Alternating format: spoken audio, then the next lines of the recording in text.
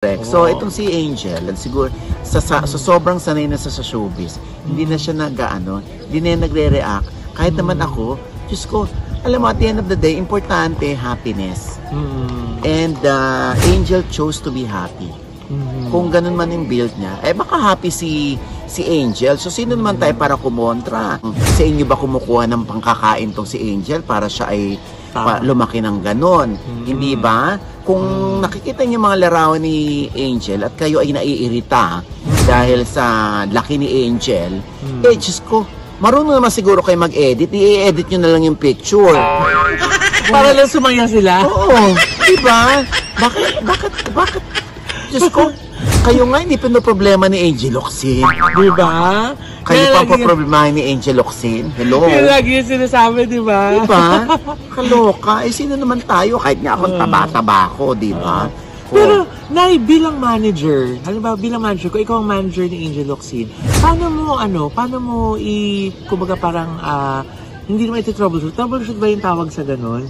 Paano lulutasin yung ganong problema? Oo, bawa sa kunwari na sa publicity, sa pagbabash. Anyway, pinili naman ni Angel yan. Kung sa edad ni Angel ganyan pa din siya. Kalaki.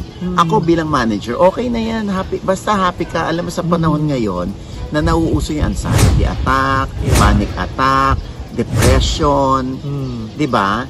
Hindi para guluhin mo pa yung utak ni Angel. Sasabihan mo kay Angel, "Hoy, Angel, ako manager mo. Makinig ka sa akin. Hindi tayo kikita hangga't hindi ka pumapayat. Hindi ka naglo-lose ng weight. Hindi tayo kikita ganyan." Paano ko sagutin ako ng Angel na nakapag-invest naman na po ako? So ano pong problema ko? Wala po. Happy po ako this way. Diba?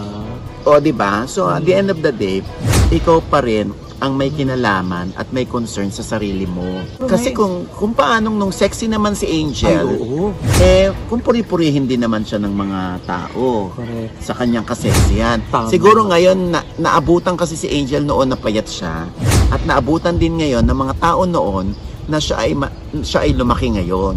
Kaya siguro na ikumpara nila. Bakit kayo maiirita? Or problemahin yung problema ni Angel. Si Angel nga, hindi pinoproblema yun. So, anong problema nyo?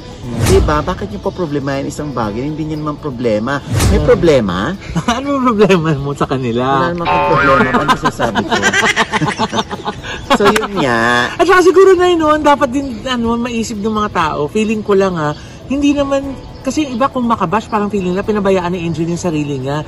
Hindi po ba pwedeng wala rin siyang choice? Oo. Dahil nga doon sa sinasabi mong kondisyon niya. Oo, tsaka bumaba or bumagal yung metabolismo ni Angel because of yung dinaramdam niya sa likod. Oo. Ang importante, buhay si Angel, masaya si Angel, diba? Nakakatulong si Angel sa mga nangangailangan. Super.